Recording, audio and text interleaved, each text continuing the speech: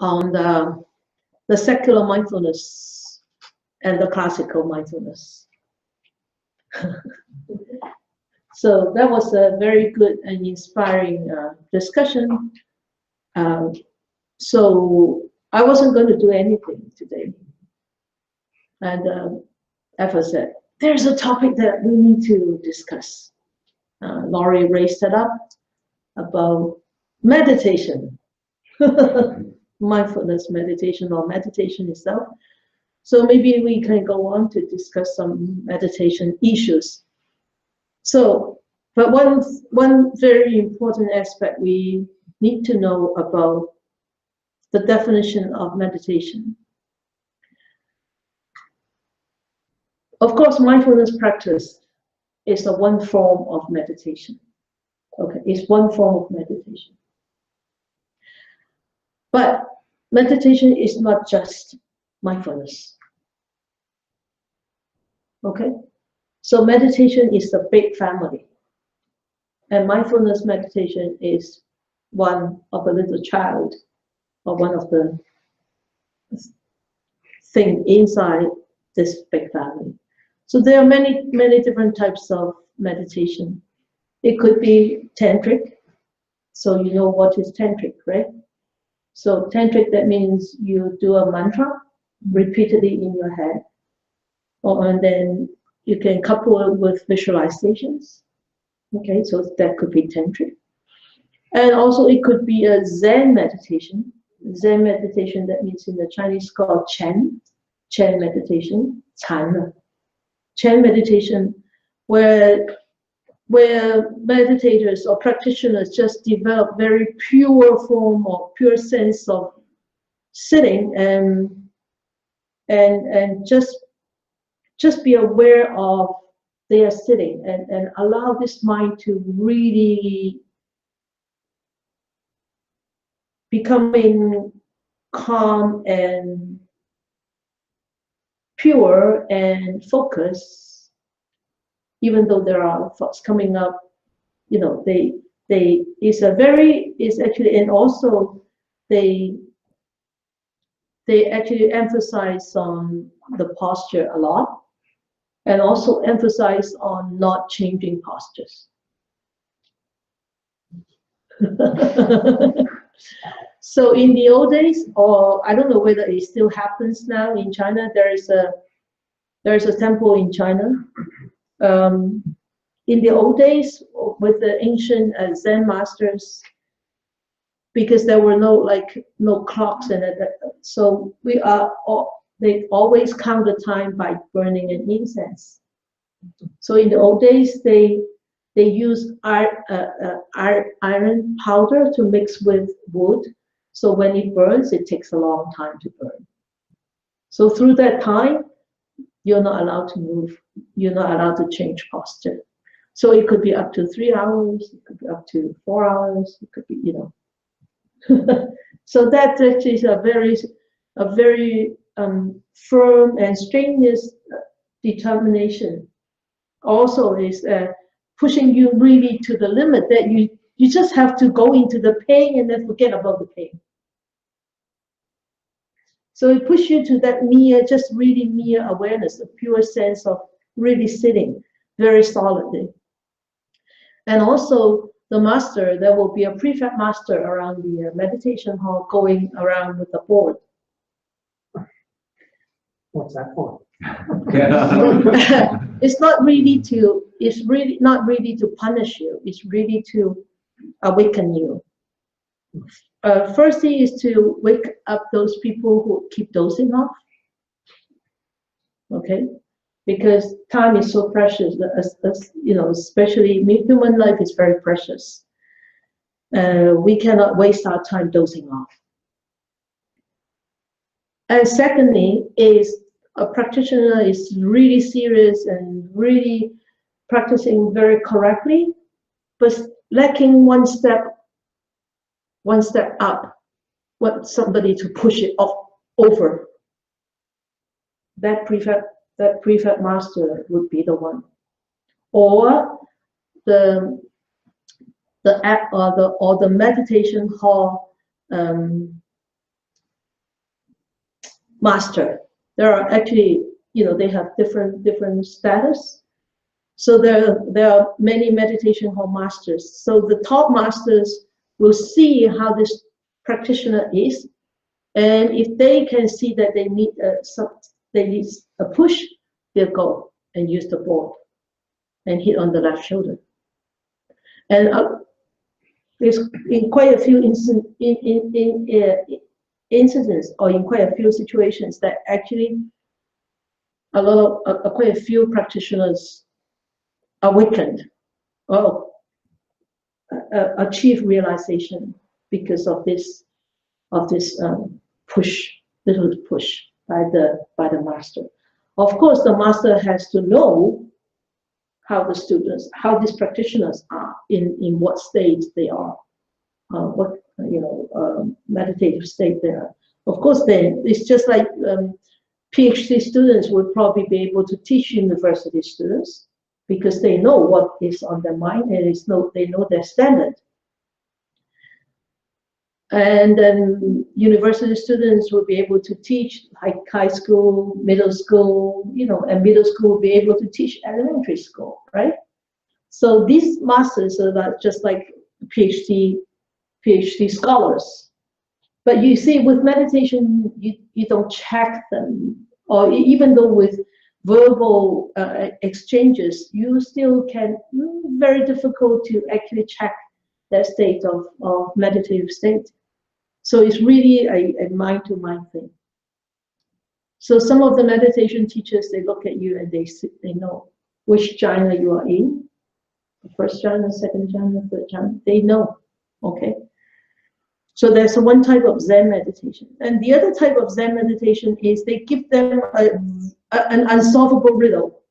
And so, okay, you just dive into it. You just dive into it and try to solve this.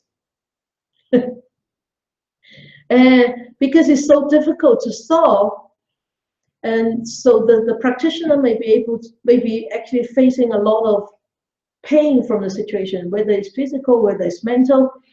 So he must really try to find a way to flee into a really just pure experience of that moment in a very wakeful and alert mind, but very objective and very clear and wakeful, that when he goes into that mode, actually that riddle is completely resolved, and he can be really awakened from that situation. So Zen meditation is actually very tough.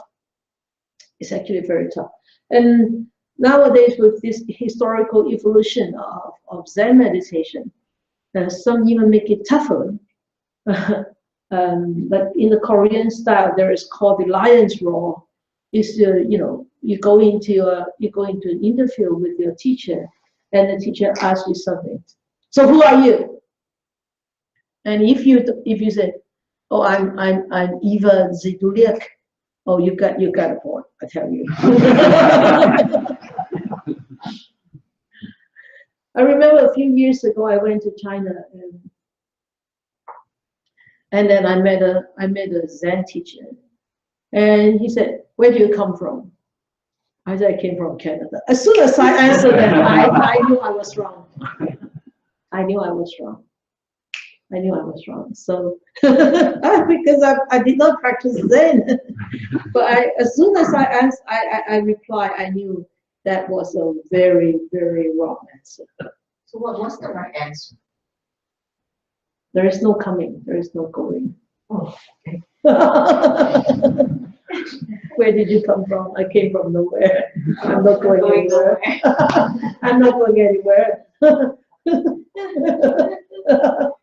Interesting, hey? Yeah. Brain scratching. Yeah, scratching. Yeah. So that is the Zen meditation. And I think nowadays the most popular is called Vipassana meditation. And Vipassana meditation, don't misunderstand it, it's just one type of Vipassana meditation. Vipassana meditation is also like a name of a big family. Okay, and is actually is called Vipassana Bhavana. So Bhavana, this word actually comes from bhavana. It comes from bu, BHU. That means to grow and to become. Okay, to grow in what? To grow in an insight, in understanding. So it means to cultivate, therefore.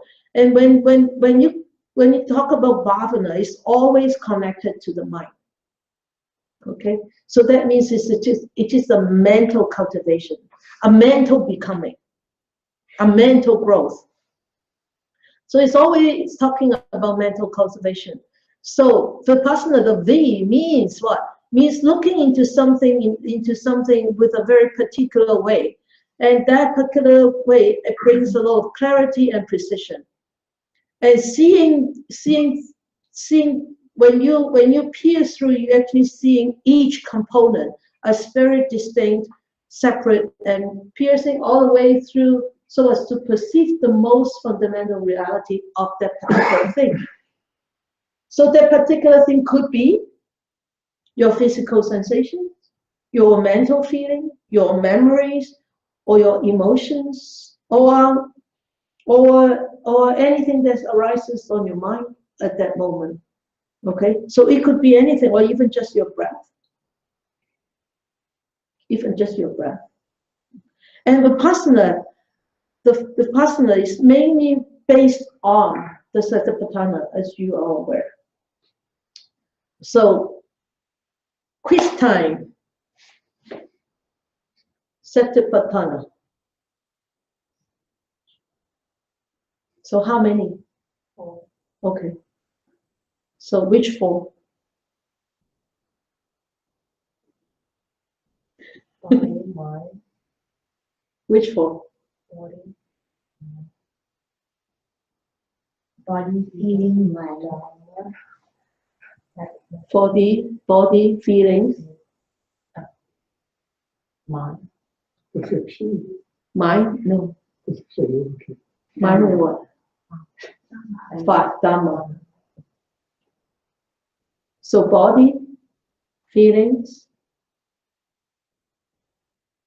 mind, and Dharma. So 4 Satipatthana. Okay. So you have to remember this, because observing the breath, even when you're talking about the mindfulness of the breath, it actually encompasses the 4 Satipatthana. Why? Do you understand why? No? So the breath is physical, right? Yes. Yeah. When you are feeling the breath, you are feeling the breath, right? That's the second Satipatthana. And the third Satipatthana above the mind, when you are feeling such breath, if your breath is very gentle, calm, soft, that means your mind is calm. The Dharma of the mind at that time is calmness. Dharma of the mind.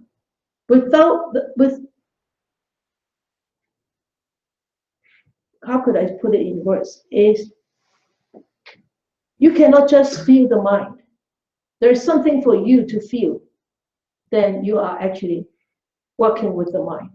Okay? So if there is nothing, then you cannot actually feel them. Like the body, right?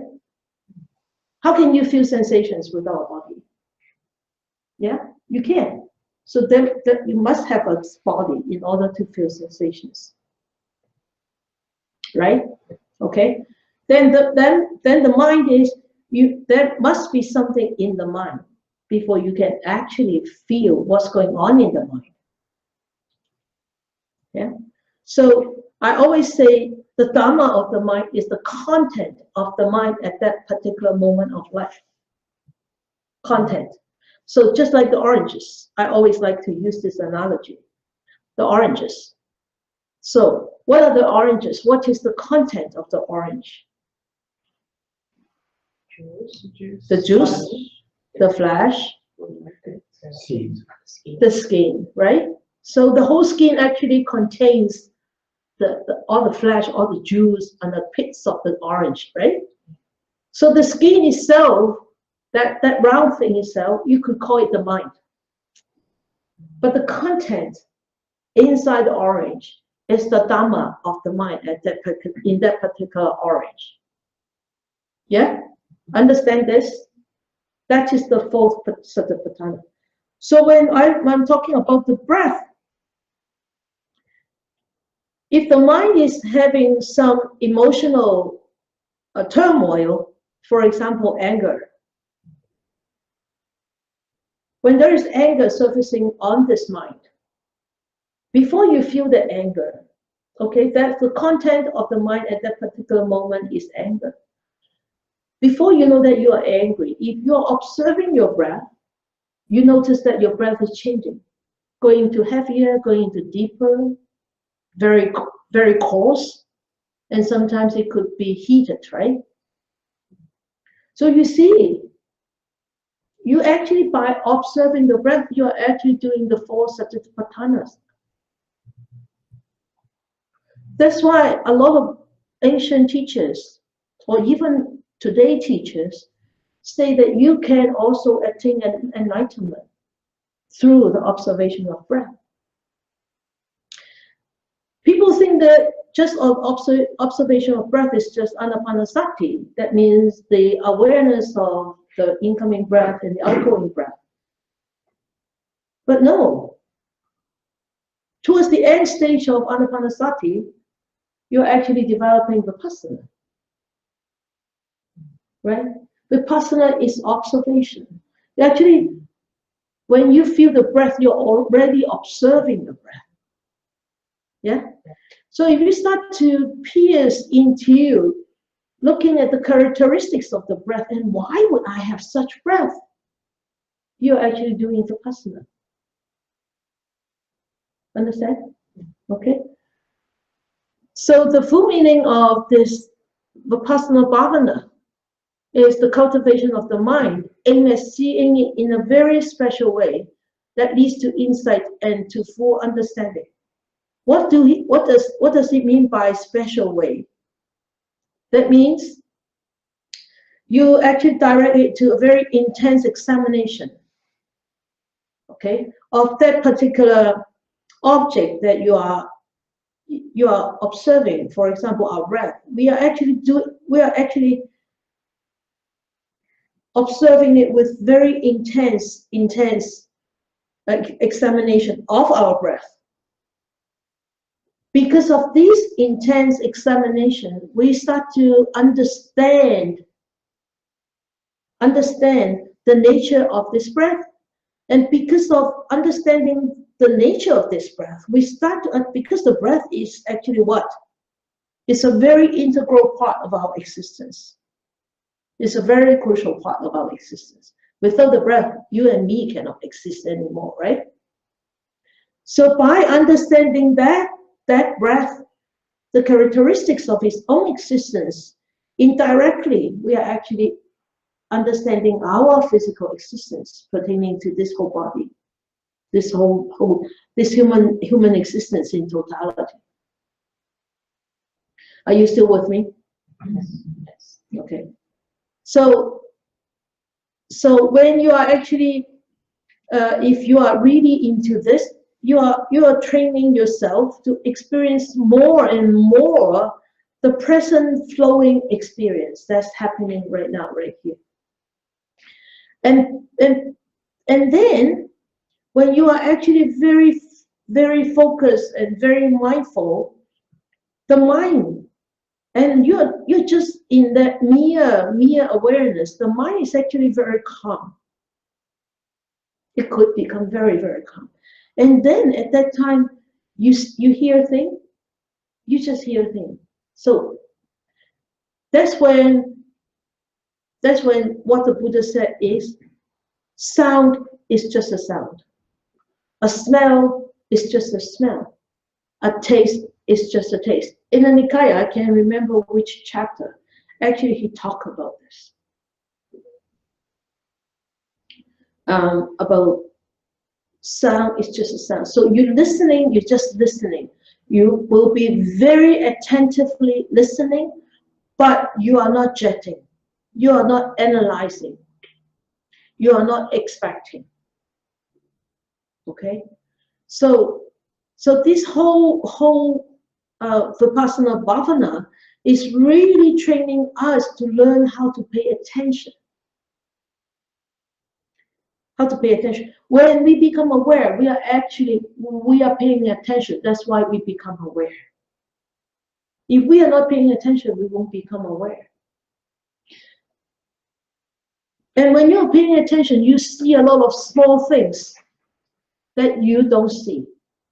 Remember, Laurie, what I gave homework to the kids last week? What did they say? The next day? Yeah. Oh, many of them forgot to do it. Uh-oh. But some of them did remember. they did, yeah. Yeah. And we talked a lot about it, and it was interesting because they,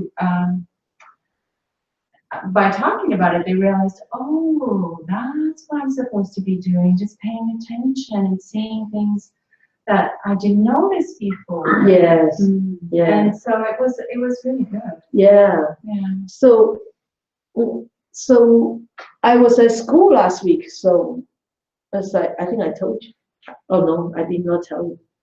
I was at school last week, and then I gave them homework to do.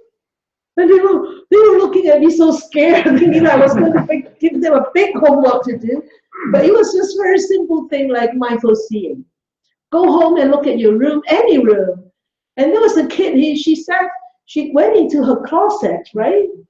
And noticed that so many dots in the closet that she never noticed before. So that is mindfulness, that's paying attention. When she started to notice, that means she's actually allowing her mind to become another type of mind, right? She's changing the mind. She's changing the quality of the mind. She's improving the quality of the mind. So she becomes more attentive. So can you imagine if the children keep having this kind of training? How attentive could they become?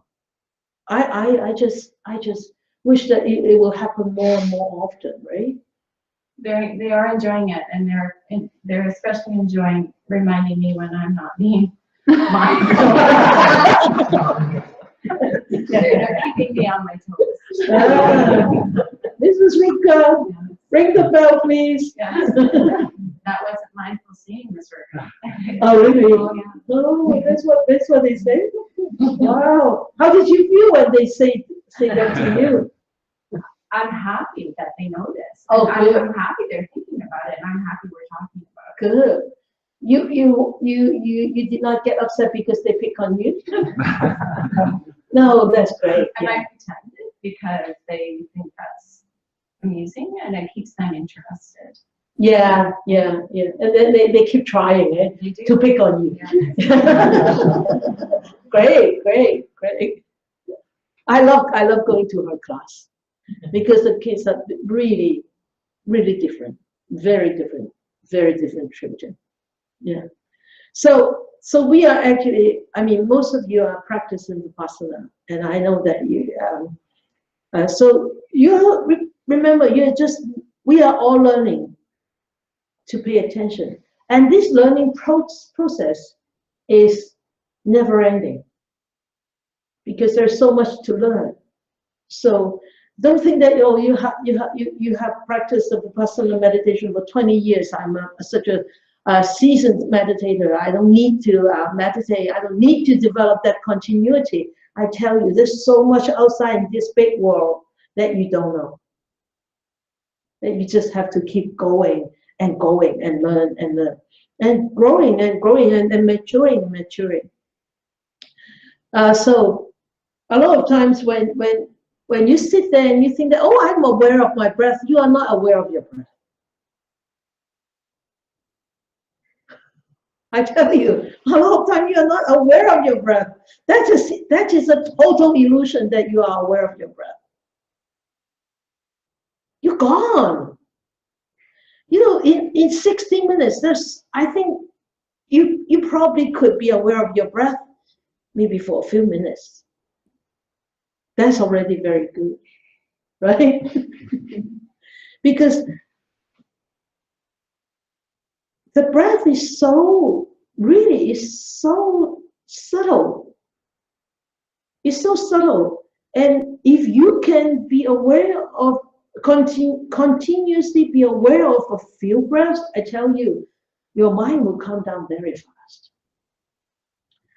So hopefully through mindfulness, developing this continuity of awareness and mindfulness, we gradually become aware of what we really are deep down, not the illusionary me or you. We think that we exist, it's all illusion. Yeah, it is apparent. Apparently, it is true. It's painful if I paint myself like this, or if I have hair pull myself, it's painful. Yeah, that's the apparent truth.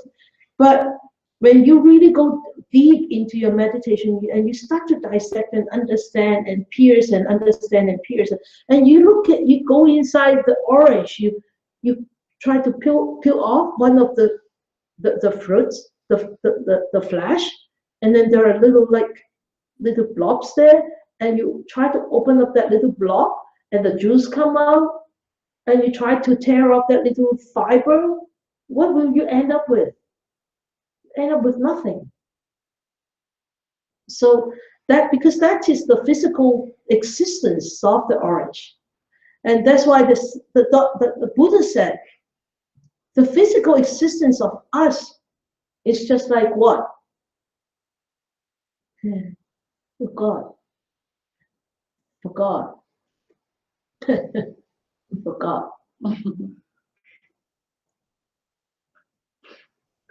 So I got a question. When you're paying attention, I am asking you a question. You reply me first before I answer you. Foam on the water? Yeah, good. Wow. Hey. Yes, foam or bubbles when the rain drops. Yeah, bubbles. Foam on the water, disappear, come up, disappear, come up. What's Sankara? What did he say about Sankara? It's like what? A fruit.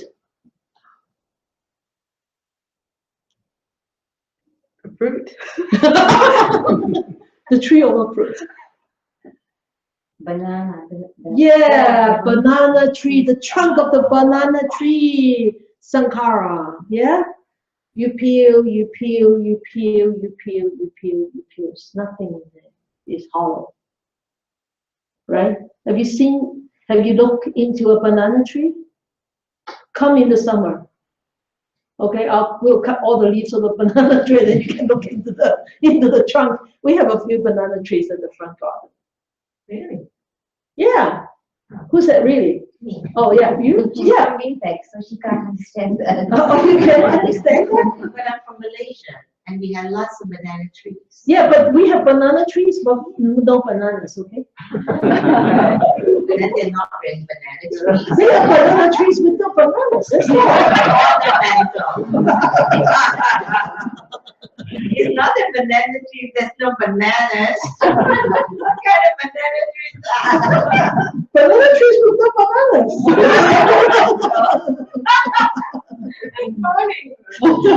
You like it, eh? You better move down to Chilliwack. You don't get some banana trees with no bananas. You don't get that in Malaysia, don't you? It's only in Chilliwack. Okay, so this Vipassana Bhavana is actually a form of mental training and mental taming that actually teach us to experience this world in a very completely different perspective. Okay, and so hopefully if you practice long enough and you practice seriously enough, you will start to understand who are you and what is you. Who are you? And so at the end of the day, it comes back to Zen. Who are you? You're nothing. You're just calipers. You're just like little atoms. Nothing. There's nothing in there. So, okay. So this is sort of like an introduction of different types of meditation. So when we meditate, what kind of attitude should we carry? Come on, you guys are seasoned meditators. Alertness. Alertness, that's very good. Curiosity. Good. Equanimity. Okay. Determination, good. None of it in my PowerPoint. Patience. Huh? Patience. Patience, that's very good too. Confidence. Huh? Confidence. Confidence, that's good. What? Yeah, confidence in the last.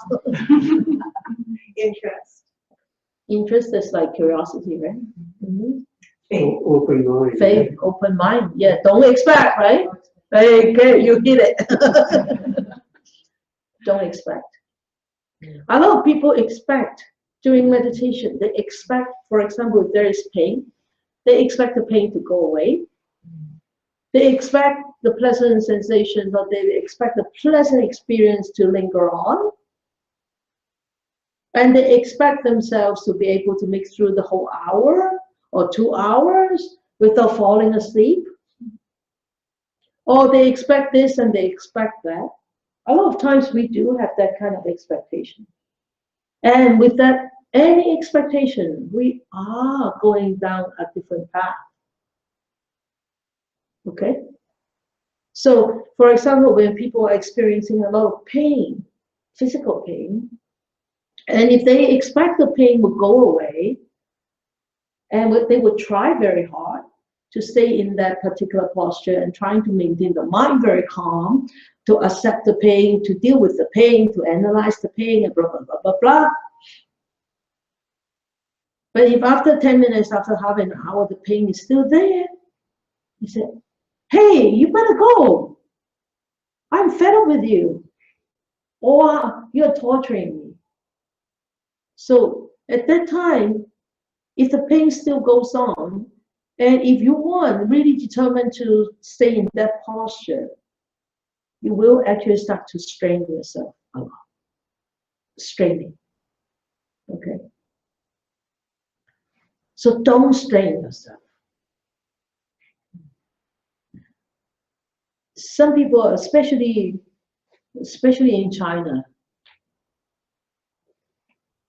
a lot of students, I mean, I've seen quite a few students who are really straining themselves. They have severe back pain, they have had injuries, and when I offer them a chair, it's like I offer them something really weird. Chair? No. Then I thought you should come to Canada and have a look. Especially, well, Po Lam is okay. Especially go to some meditation center. You see chairs all along the wall. And then on the meditation mats is all castles. All castles built up by meditation cushions and yoga blocks and everything. Right? I think James and Mike would agree with me. I always call those meditation castles. When they get up, I'm so scared that their castle will break.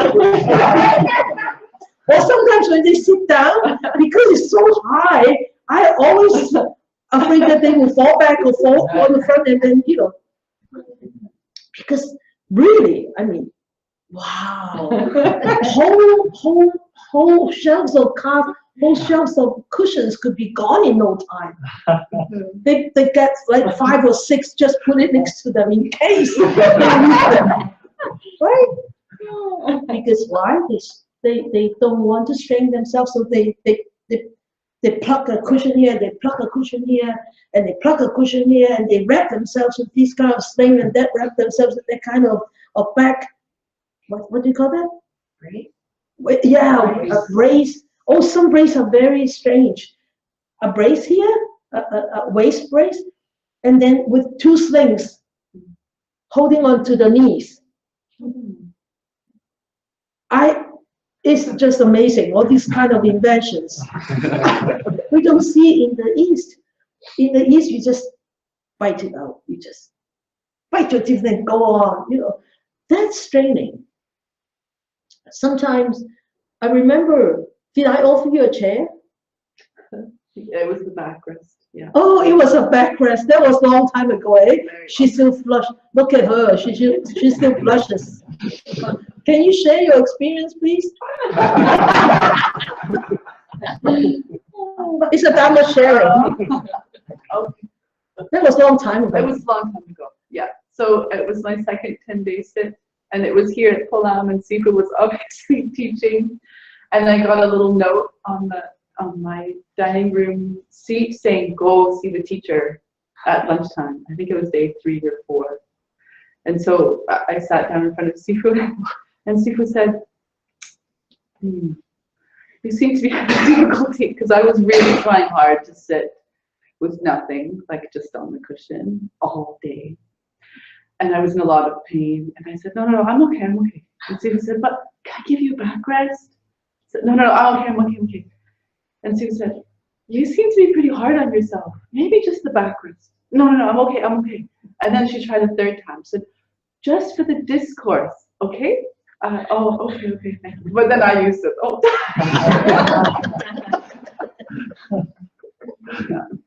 Thank you. I think the backrest make her stay here until now. So the straining, it could be really straining. It could strain on your mind, it could strain on your body. Sometimes it could really hurt your body too. My fellow monk, a few years ago, I went to visit him, and I saw him limping. He used to be very agile. He can just and then double lotus.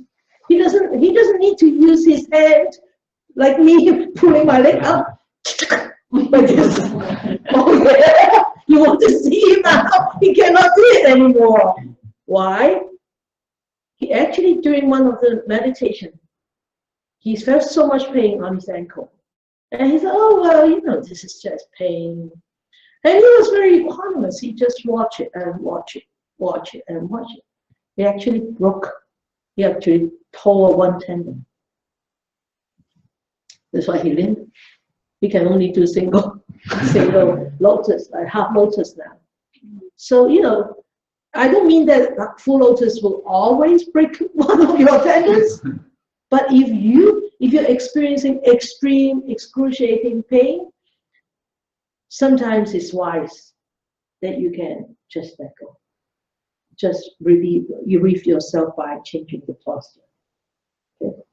So don't go overboard, like sit 4 hours with double lotus and full lotus and without moving. Or you can sit 4 hours full lotus without moving. It's possible. By what? How can it be possible? Sitting full lotus for 4 hours, or even 6 hours, or even a full day. Concentration. A very deep samadhi. Actually, almost the first jhana. You can. There is no time at that time. You can. But if you are really counting the seconds, or counting the minutes, or counting the hours, don't. Okay? Of course, you have to understand the meditation technique that you are using right now. Where does it come from? Why? How can I use this meditation technique to actually deal with whatever that I'm feeling right now? Okay? So that's very, very important. And also, the third is, do not rush yourself. Do not rush yourself into certain experiences or at achieving certain experiences. Whenever you rush, that means you will likely lose your Mindfulness. Mindfulness, exactly. That's why when people drive, going to work, missing the appointment, then they rush, always, a lot of times accidents happen. You trip, you bump your car into others' car because you rush. You lose that mindfulness. Okay? So, and then whatever experience that you have, do not reject it. A lot of times I have seen students coming to meditation, even like sometimes could be very mature students. Yes, they learn the technique and they have the experience, but they really doesn't really understand the technique enough to understand their own experience. You know what I mean? For example, let's see, what can I say? For example, if there is a severe pain on your neck or whatever. Okay, so for very new students, you really don't need to explain too much to them. Just allow them to relax and just relax yourself, relax the body, relax the mind, and just try to do it as much as you can. But for very seasoned meditators, you would need to understand, firstly, why would you have such pain? It could be because you're sitting for a long period of time. It could be you have had previous injury like me. I have so many whiplash accidents. I think at least 3 whiplash accidents. So when I grow old now, when I'm old now, I always constantly experience so much pain and strain on this area. I don't get alarmed by this. So that is one reason. But the most important reason is, especially when people are doing Vipassana, is we start to allow this really deep hidden old habits come up, or the sankhara come up. All those old past sankhara starting to come up. A lot of time they manifest in the weakest part of your body. So when sankhara comes up, for example, for myself, a lot of times I would experience extreme pain just from the neck to the shoulders, all the way to the scapula. I was just like really crouching pain and piercing pain, like knife going in with screwdrivers, and heat and strain and cramps. Oh, you name it, I got it there. What can I do? I cannot take the shoulders out and throw it away. And I cannot take the pain out and throw it away. But I understand the whole mechanics behind this meditation. I understand. And I do understand. Why I don't experience such pain when I'm not in meditation. When I leave meditation hall, it's okay. Yes, there's chronic pain, but it's okay, it's bearable. But when I'm in the meditation hall, it could be so unbearable. It could be so difficult. But because I understand the mechanics of this meditation, of this particular meditation, why would it happen like this? And how should I actually embrace it, and how should I really understand it, and how should I really start to observe it? And when you start to really embrace it with that awareness and with the equanimity, very strange, that pain will start to change. It will become worse sometimes, but a lot of times it becomes softer.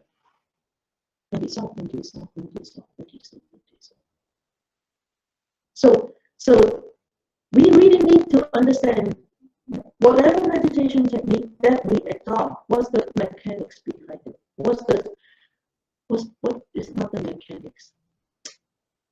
What is that?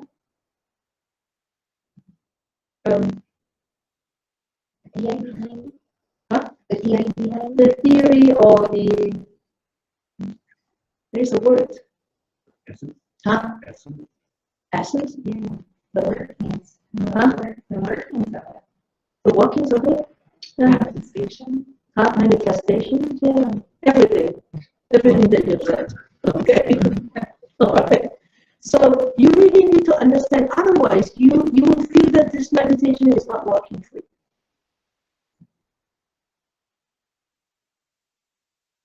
And then also don't attach and don't cling onto whatever that you experiences.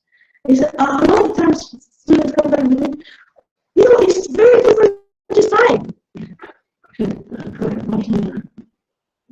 Last time it wasn't like this. It was like this, the same part of the body as last time and this time, okay. This time, so that means that's permanent, right? It's impermanence. That's why you will be always, don't attach, don't cling on to whatever that you like. All right? So the most dangerous time is when you have a very, very wonderful experience. Whether it's from Anapanasati or whether it's from Vipassana, or whether it's from Tantric meditation, is you have a wonderful, very blissful, very peaceful, and very inspiring experience. Then next time you start to sit again, what do you want? May that experience return right here and now. May that experience stay.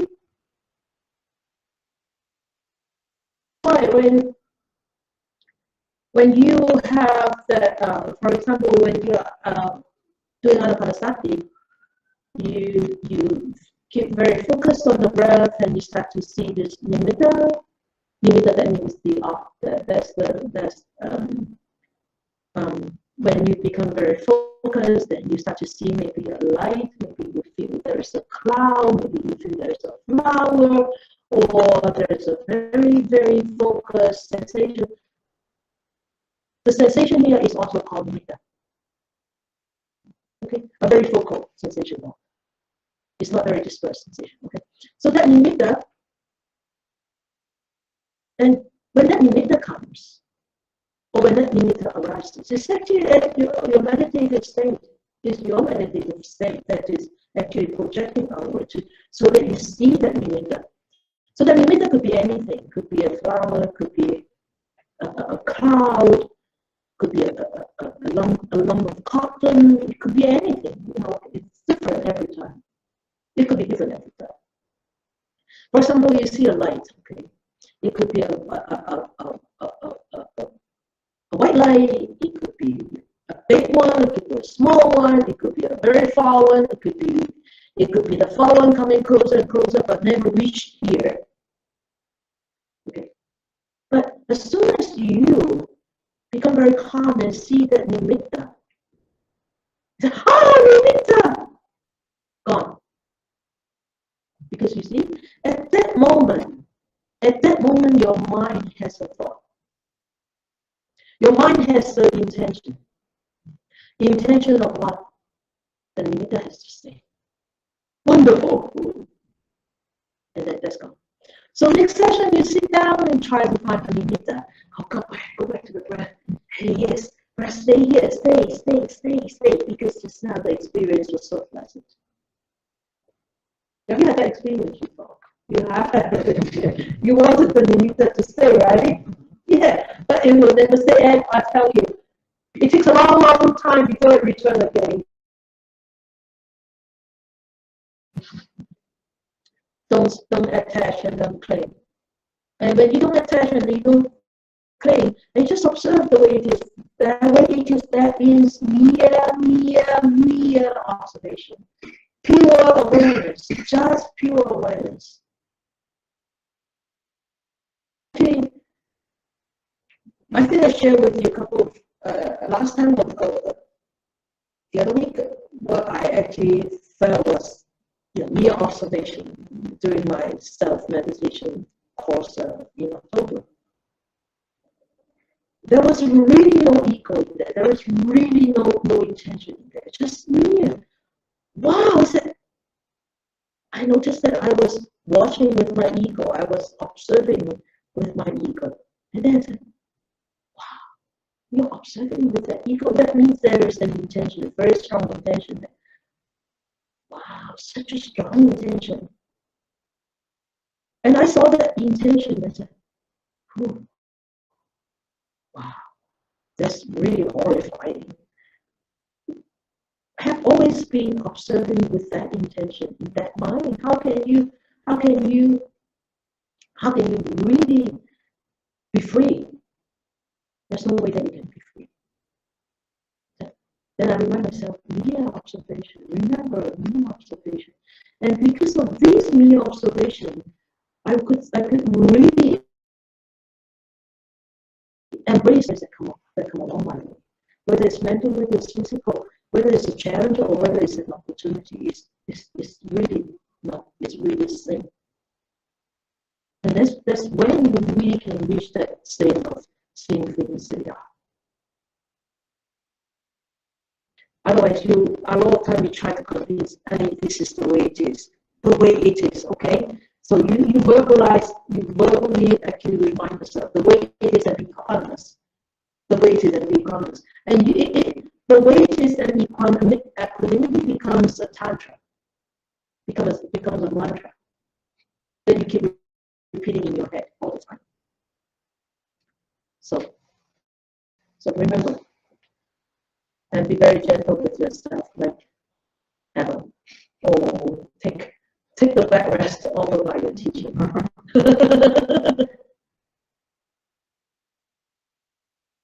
A lot of times, investigate yourself thoroughly, especially when you're experiencing some experiences very, very, very pleasant, or even unpleasant. When people come to me and say, "Oh wow, yes, this is just one example." You know, when I sit, my body started to sort of go like this. I said, "Wow, isn't that nice? Eh? It's very blissful, right?" Yeah, it's just like doing physiotherapy. Or it's just like going into that jacuzzi. It's so nice, you know. I said, "Yeah." Investigate yourself thoroughly at that time. But I cannot stop there. I said, well, try to understand what is on your mind when that body starts to swing. Okay? Are you liking it? Is that very nice? Do you want it to go on? I said, investigate yourself. I said, no, I don't have any craving for it. No. Nothing. I remember when I taught in Toronto, there was this lady, wow, so strong. But her swing was so subtle. And I spotted it. And I called her to come and see me at noontime. Of course she wasn't happy, right? I did not sign up to see you. Why do you want to see me?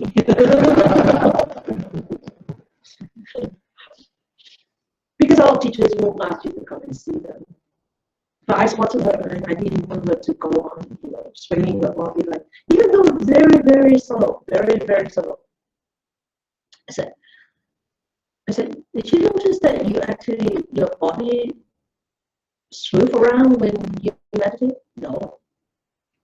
I said, really? She said, no. I said, well, try to observe yourself and let me know at 3:30, okay? 3:30, then it's after the group sitting. And up to see me, she said, yeah, but very little. I said, yes, but that very little could become very big. I said, you have to correct it. Really? There's nothing on my mind. It's just natural. I said, it's not natural. Yes, in some kind of meditation, they want you to swing. Especially those people who actually practice Qigong. they swing. Oh, I tell you, they swing like hell. They go like this. It could be like this. Oh yeah, they can go down and up. And they don't break their back. Yeah.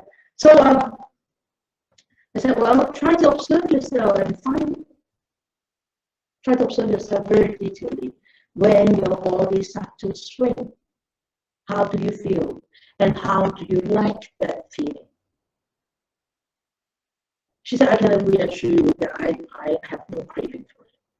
I said, don't tell me now. Just go and experience first. You can tell me later. But I did not ask her to come and see me anymore. 2 days later, she signed up to come and see me. She said, you're right. I like it. I enjoy it very much. Now I miss it. She can stop. I said, as soon as you start to investigate yourself, as soon as you start to observe yourself very mindfully at that moment, I tell you, it will stop by itself. It doesn't go on. It's very strange. But it's all in that mind. Okay? And also, remember, every difficulty is an opportunity for you to grow, for you to actually improve, and for you to strengthen that determination, and for you to develop that actually confidence. And also, don't try to figure out why am I like this. Why am I like this? Don't try to fix it. If you feel tight, you feel tight. If your mind wanders, your mind wanders. Okay, bye-bye. Yes. Yeah. Thank you. Happy holiday. Happy holiday. Thank you. Happy holiday, officer. You too. Thank you. Safe drive home. Yeah, bye-bye. Take care, Terry. I'll see you in a couple of weeks. Yes, but you will see me in a couple of weeks. I'm going away. See you tomorrow. Okay. I just not it. So don't try to figure out and don't try to fix. And the most important is do not compare. Do not compare your present experience with your past experience. Do not compare your own experience with others' experience. That's why your own experience is the secret. You don't have to share it with anybody else. Because all of us are very unique. And all our experiences only happen to us. You know what I mean? I just made me think when you said that, when we do share, Yeah. how often you hear, yeah, I have that, and that happened to me, you know, so. Yeah. But you see, sometimes when you share some experience, yeah, that happens to you mostly with difficulties. Yeah. But with like a pleasant experience, that people say, it doesn't happen to me. What's wrong with me? No good. This is not good. And I better find another technique, right? And you sit there and you want to find that pleasant experience that Laurie has experienced. But I'm not Laurie, right? So that's actually very important. Okay. So the next whole slide is difficulties, but I don't think we should go on. It's 8 o'clock already. 8 to 5. But I will send that off to you. Let us just go skim through it, okay? First thing is physical pain. Physical pain. It could be. But you understand the whole theory behind the technique that you're learning and how you can use that theory, use that technique to actually deal with physical pain. That's very important to understand the whole meditation technique that you are using. How does it work? Right, okay. Of course, this is drowsiness. It is actually one big obstacle, one big difficulty. mental images, overwhelming emotions, boredom. I'm so bored. It's so boring to observe the breath. There's nothing to see. Of course there's nothing to see. Because you're expecting to see what? The breath is so interesting to see. Every breath is so different. Because you're expecting the breath to be very different. That's why you're looking for something very different. That's why you become so bored when you see something that is not what you expected. But sometimes we do get bored. We do get bored and say, okay, I am bored because I don't like this situation. You see, then that's not the way it is. You are not observing the way it is, okay? And also fear. Or trying too hard, agitation, discouragement, lack of confidence, stupor or dullness, and lack of continuity. And of course, tiredness. And of course, desires. And of course, many more.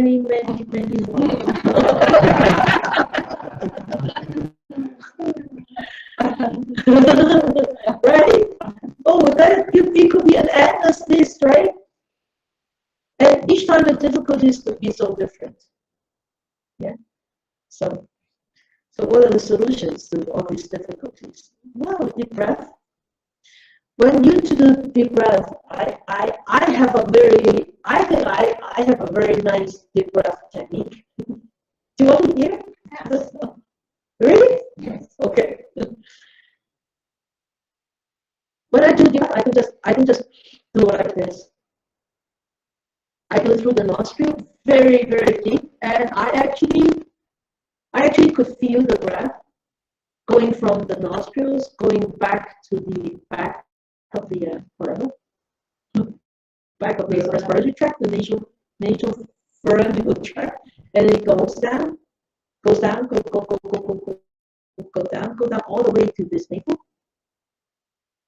Hold it in for a couple of seconds, and then I breathe it out slowly.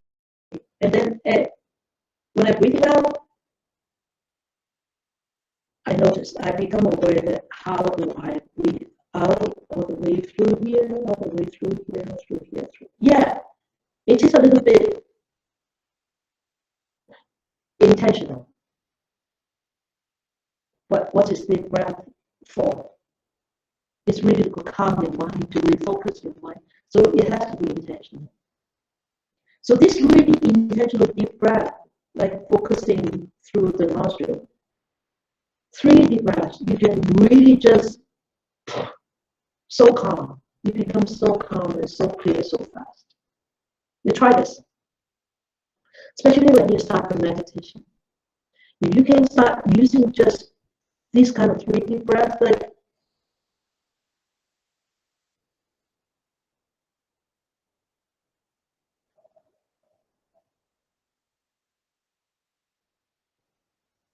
it's almost 20 seconds. There's no sound, nothing. It's very, very focused, and you can actually feel the whole body start to like hush.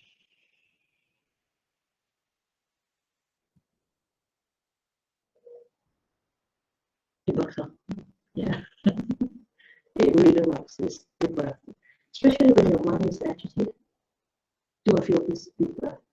And when you are feeling a lot of pain, these deep breaths, I tell you, it works so well. It's not that you're pushing the pain away, it's actually gearing yourself up to deal with the pain. You actually start to detach yourself from the pain. You start to say, hey, the pain is not hurting me. The pain is just a pain, it's just a sensation. And it's me here, feeling the breath. You get to distance yourself from that identification.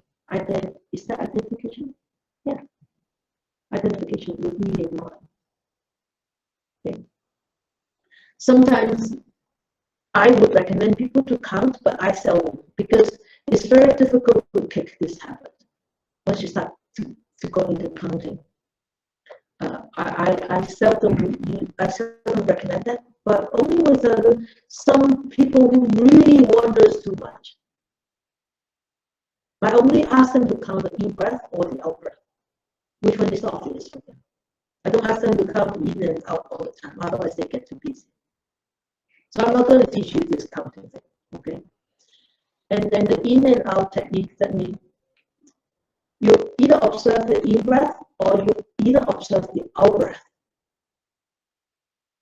Then the mind have a space, either the in-breath space or the out-breath space to actually rest a little. You know what I mean? Yeah.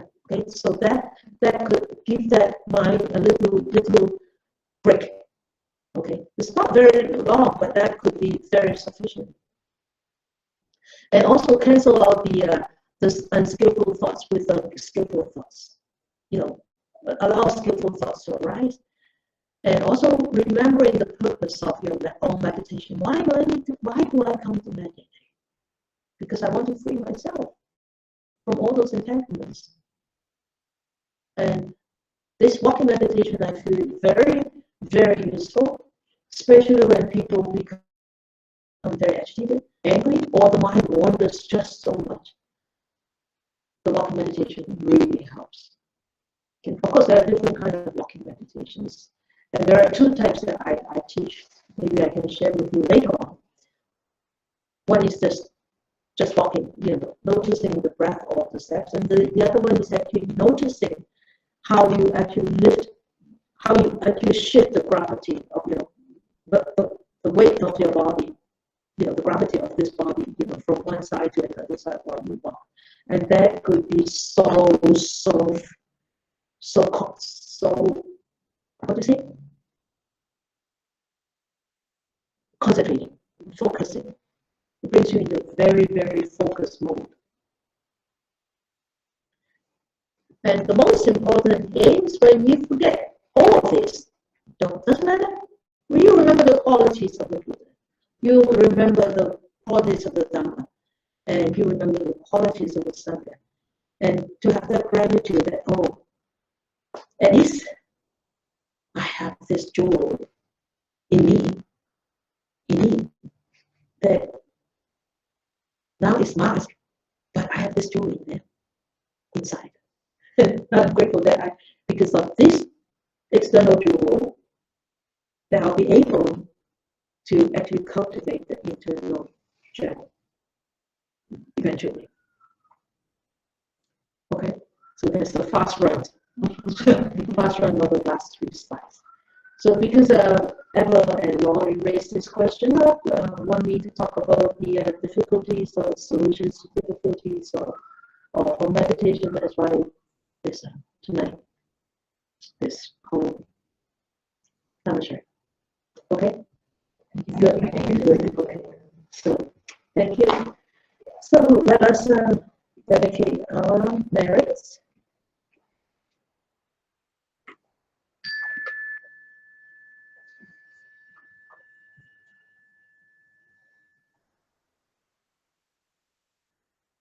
So bring our attention to this body, to this mind.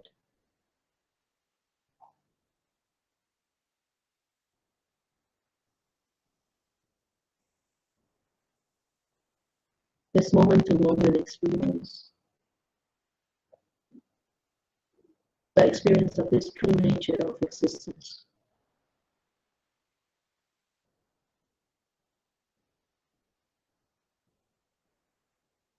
At this moment, we allow this good thought to arise in our mind. For all the benefits that I gathered tonight, may I share with all beings, human, non-human, visible, invisible, big or small, far or near. May they be free of enmity. May they be free of mistakes. May they start to live in the world with brightness, warmth, and experience compassion and love, and be happy and be peaceful. May more and more people will encounter the words of the Buddha, study them, understand them, practice them,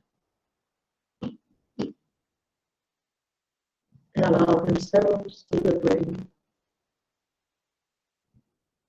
and attain this ultimate freedom and true happiness.